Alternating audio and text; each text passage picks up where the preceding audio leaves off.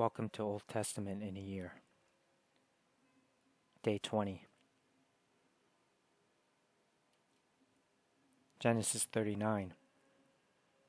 When Joseph was taken to Egypt by the Ishmaelite traders, he was purchased by Potiphar, an Egyptian officer. Potiphar was captain of the guard for Pharaoh, the king of Egypt. The Lord was with Joseph, so he succeeded in everything he did, as he served in the home of his Egyptian master. Potiphar noticed this and realized that the Lord was with Joseph, giving him success in everything he did. This pleased Potiphar, so he soon made Joseph his personal attendant. He put him in charge of his entire household and everything he owned.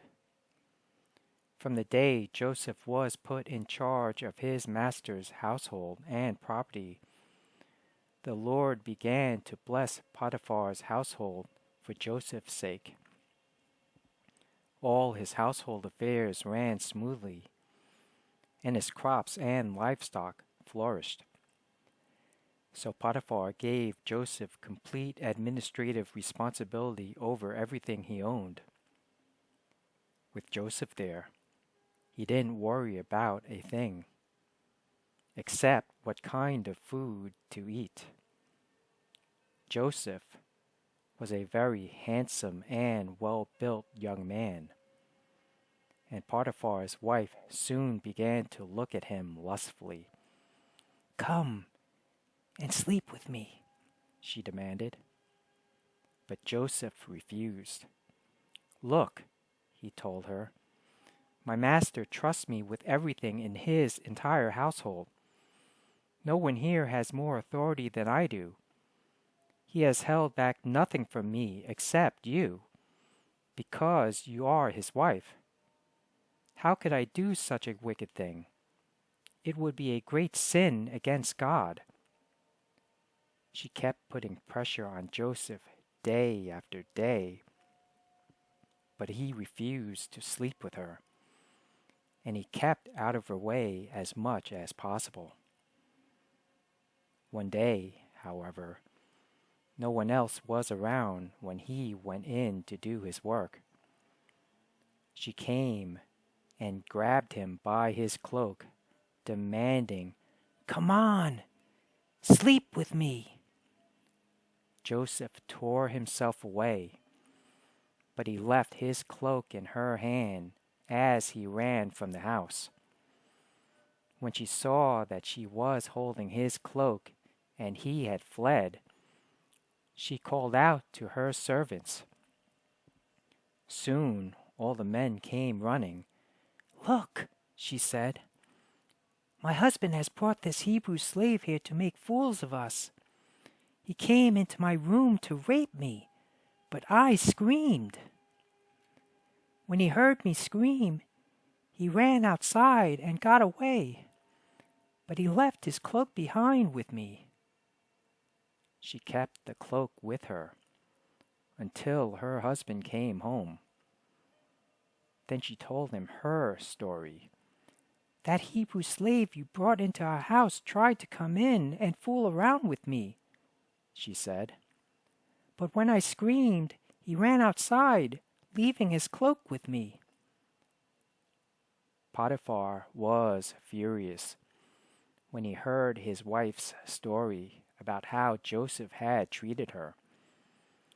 So he took Joseph and threw him into the prison where the king's prisoners were held, and there he remained.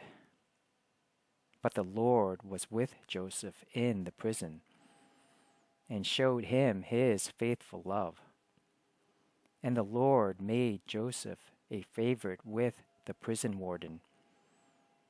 Before long, the warden put Joseph in charge of all the other prisoners and over everything that happened in the prison. The warden had no more worries, because Joseph took care of everything.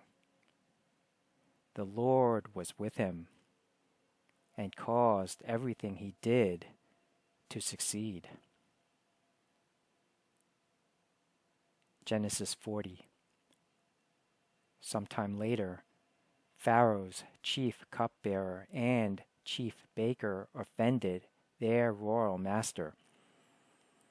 Pharaoh became angry with these two officials, and he put them in the prison where Joseph was, in the palace of the captain of the guard. They remained in prison for quite some time, and the captain of the guard assigned them to Joseph, who looked after them.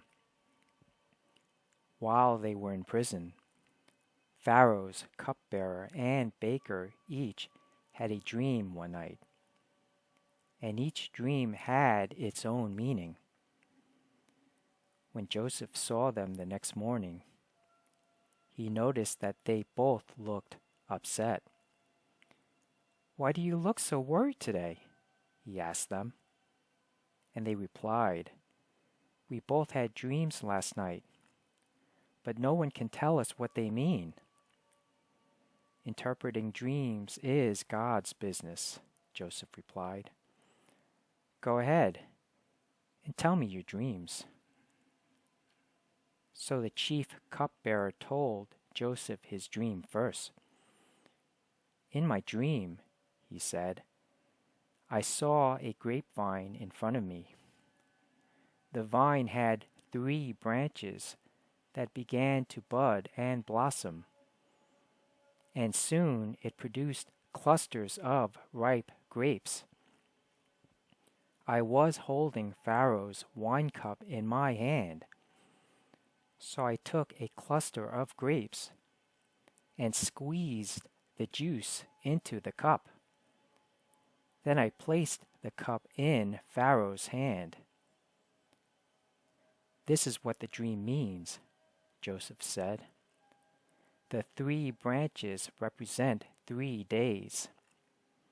Within 3 days, Pharaoh will lift you up and restore you to your position as his chief cupbearer.